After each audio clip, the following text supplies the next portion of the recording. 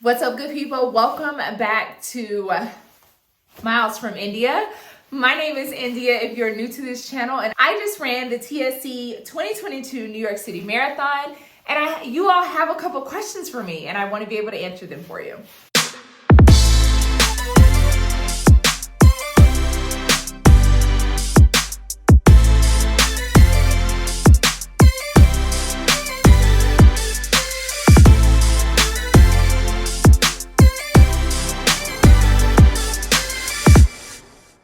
Lord, I can't be doing this question and answer without my medal on. That would be a disgrace.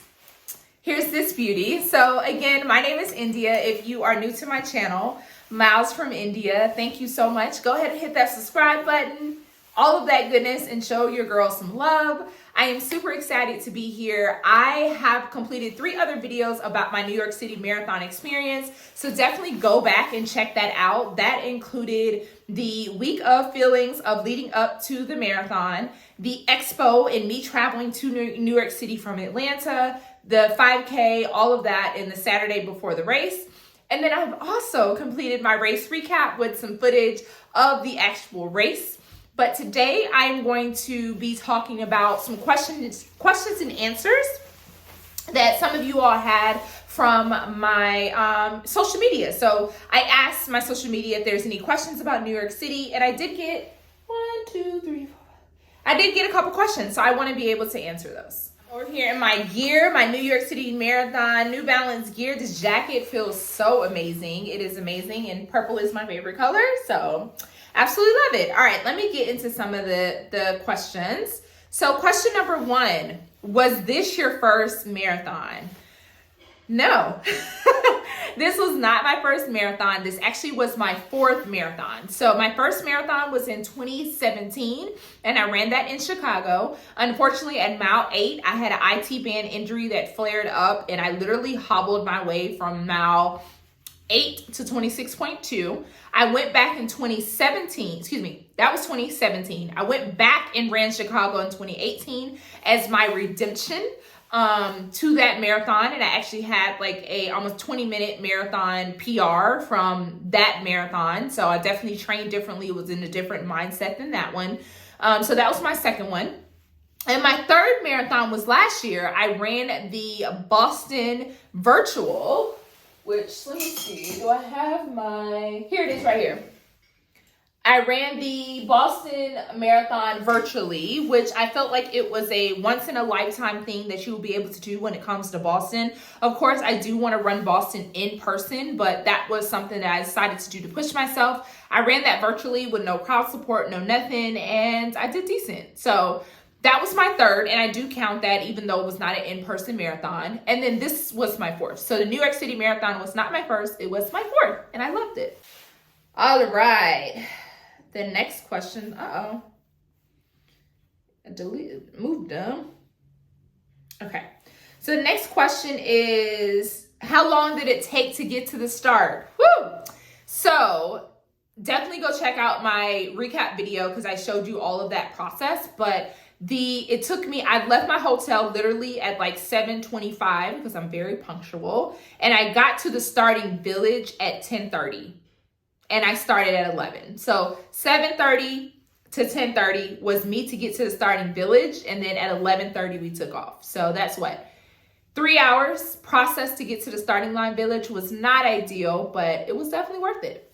All right, question number 3. What was the highlight of your race? Oh my goodness. I have so many. I don't know. There was so many people that didn't have the best of experiences because of the heat and humidity. And of course, for me, my performance was not where I wanted to be, but I had so many highlights that I can't even, it was a lot. So I think, first of all, just the fact of me being able to get to the starting line was amazing. Second of all, my name being called at the starting line, which was also good. So that taking place, seeing all the people on the course that knew me and that were there to cheer me on along with other people, that was awesome. Being able to have Braxton at mile 16 and 26 to cheer me on, and him calling and texting me through the process. He has traveled with me for races, but never a marathon. And when you travel and do a marathon, it is definitely a very different process and a very different feeling. Like, he was definitely out there cheering me on all day. So I would say that. And of course, all of the different people that cheered me on, having those moments, getting those big sweaty hugs from people was awesome. And then I will say the other piece of it was my finish line. I had an amazing finish line experience where one of my people that I look up to was able to announce my name at the finish, and was able to see people at the finish line and just have a great finish. So I don't have one single moment of things, but honestly, me being able to just enjoy the race as a whole was amazing. All right, so the next question is, how was it being in the back of the pack? So that's kind of a loaded question, and I just say that that's a loaded answer. And I say that it's a loaded answer because I consider myself a back of the pack runner, but this was the first marathon that I was considered a back of the pack runner. And so it was a very different experience for very different reasons. So the first reason is I started in the very last wave, which has not typically happened. And so it had me starting at a longer day. So I figured that it was an initial disadvantage for that. The fact that they ran out of cups, like the process of filling up my handheld, I'm glad that I had a handheld, was great, but seeing people not be able to get fuel because they ran out of cups was hard for me to see. So that was one thing. The fact that I saw like the sweeper bus and I did see them taking down portions of the course was very disheartening and kind of pushed you to keep going, but it was hard. But then also because I have physically cheered on New York City Marathon several times, so there was places that I knew was uber packed with people that I didn't get the same experience because I was the back of the pack and I was not, I didn't finish or I didn't get to a certain point of the course until later in the day. So there was less support out there. And then I just think that, finishing in the dark is just a totally different experience, especially when you started your day so early. So do I think that there was amazing crowd support and people that were specifically out there, like Project Finish at the finish? If you Google Project Finish, you can find out about them, but they don't go out until a certain amount of time in the evening to cheer on the last runners. And New York City Marathon does that for their finishers, which is amazing. But I think the people that were out there on the course with me at the end, it just takes a different grit to be walking or running, jogging, skipping, whatever you're doing for 6+ hours. Now, that's not to say that running it in 3 hours is not amazing, because it is. Anyone that travels 26.2 miles, you are a rock star. But to be on your feet for that long is just a totally different beast. So I continue to have respect for the back of the pack runners. Again, I go and cheer on races and make sure that the back of the pack is pulled up, because I just feel like a little bit extra support is needed. So good question.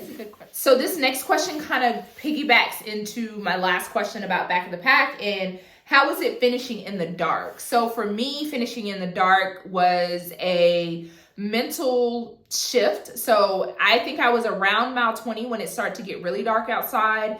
And I had to really tell myself, okay, India, because it's getting dark, that means you're closer to the finish line. Whereas initially it was more so, oh my goodness, you started this journey to the starting line at like 7:30 in the morning. You've been up since 6 or so.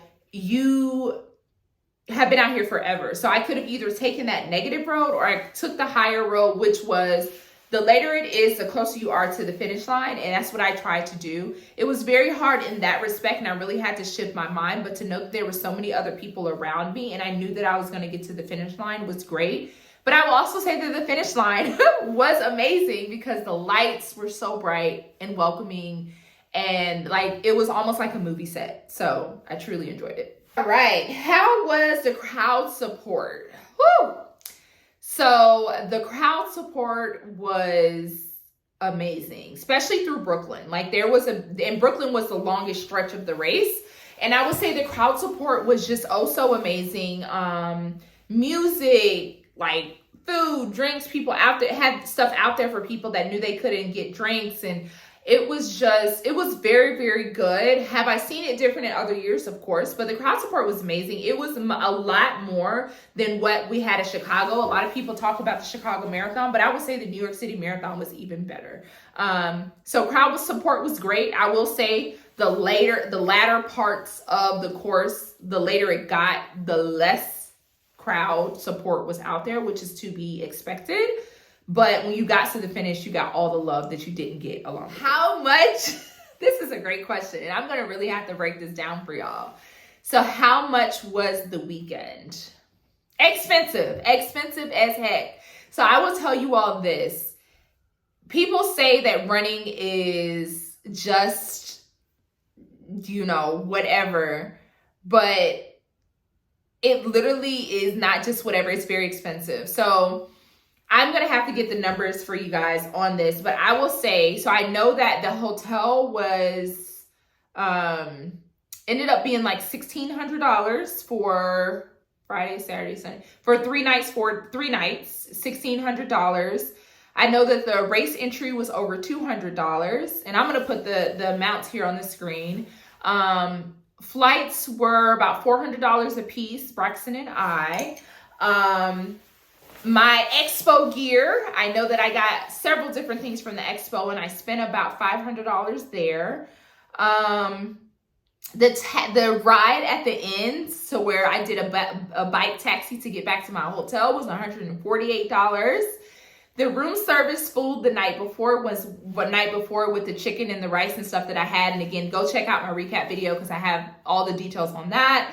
Was $148. I think the night before, I think we spent like $60 on food.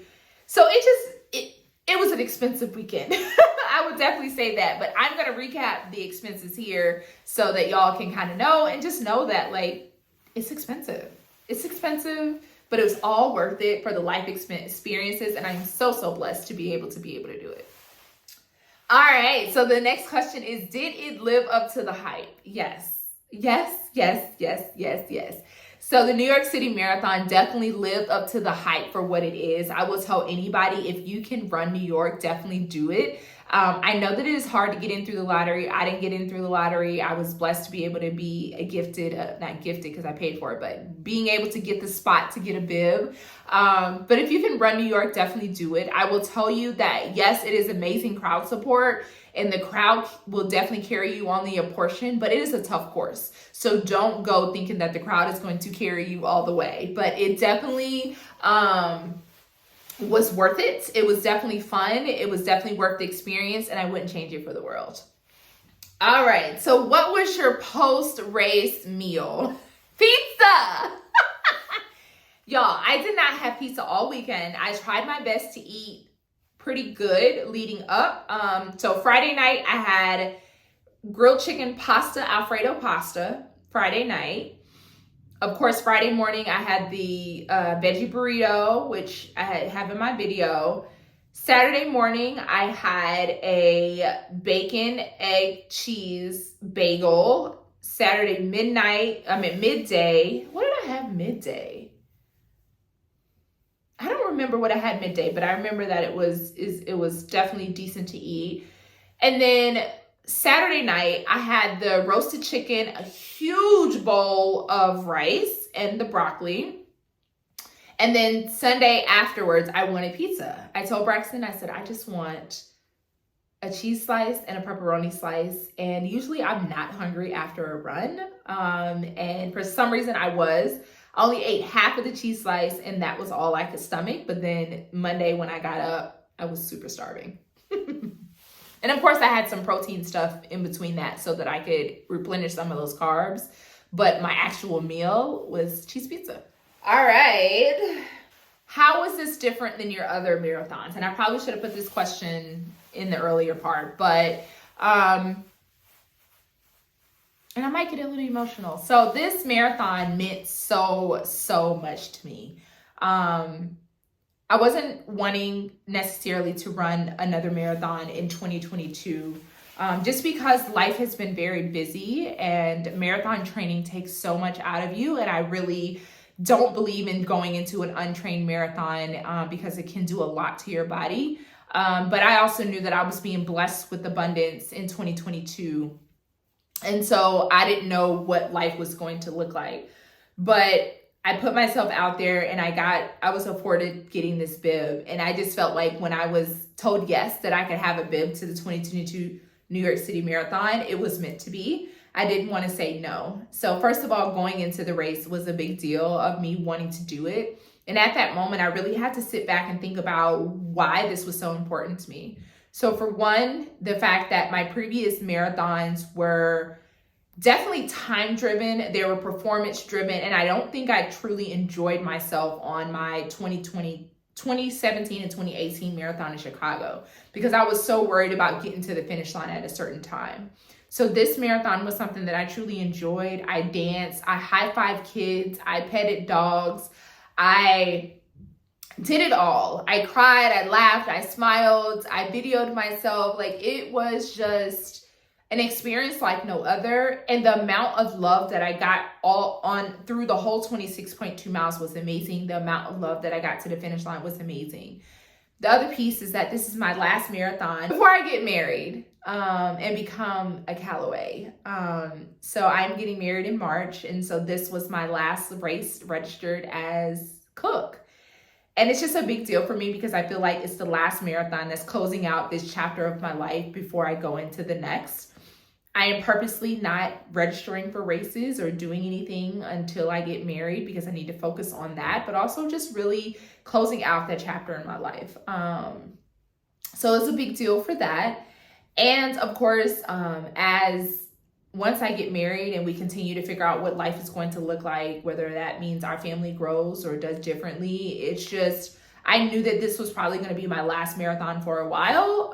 And also because the only other marathons that I want to run is going to be the World Majors, and that is out of the country besides Boston.